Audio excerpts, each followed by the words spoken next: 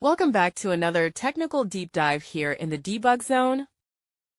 Today we're tackling a big question and breaking it down with insights from other users. Hopefully this clears up some misconceptions and helps you get the answer you need. So buckle up, stay a little curious, and let's jump right in.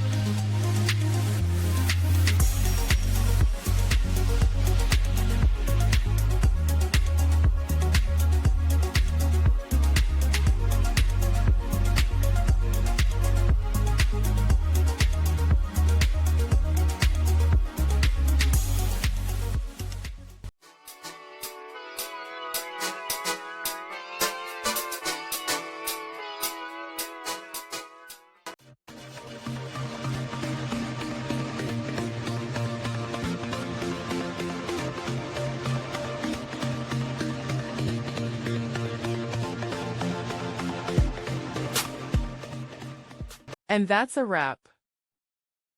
I hope you found the answer you were looking for. If you did, take a second to hit that subscribe button. It really helps out.